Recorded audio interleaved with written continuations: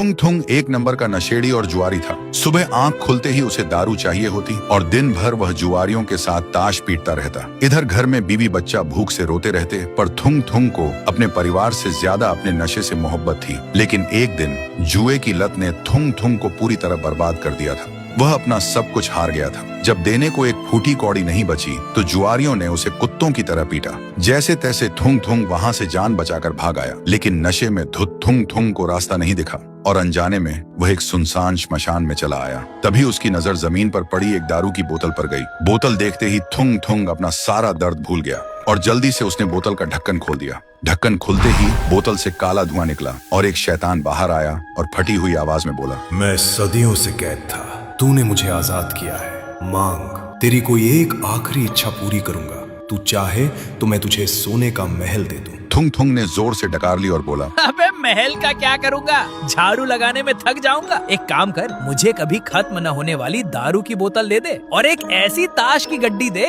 जिसमें मैं हमेशा जीतूं। सुनते ही शैतान एक सेकंड के लिए शांत हो गया, फिर बोला, कैसा बेवकूफ इंसान है तू। खैर तथास्तु, पर याद रखना, जिस चीज पर से तेरा ध्यान हटेगा वो हमेशा के लिए सूख कर मिट्टी बन जाएगी।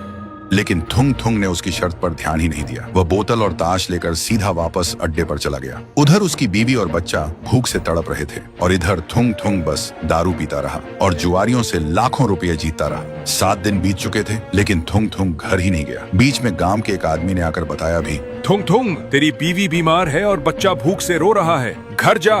पर नशे में चूर थुंग थुंग हंसकर बोला, अबे रोने दे, एक बाजी और जीत लूं, फिर उनकी जिंदगी बदल दूंगा। फिर 7 दिन बाद थुंग थुंग नोटों से भरा बोरा लेकर नशे में झूमता हुआ घर पहुंचा। घर पहुंचते ही वह चिल्लाया, अरे कहाँ छुपी हो चिंटू की माँ, बाहर आओ, देख तेरा पति आज राजा बन गया है, आज तो दावत होगी। लेकिन कोई आवाज नहीं आई। फिर वह दूसरे कमरे में गया। उसने देखा उसकी बीवी और बच्चा आमने सामने बैठे हैं। थुंग थुंग हंसते हुए उनके पास गया और बोला, अरे नखरे क्यों कर रही है, देख कितना पैसा लाया हूँ।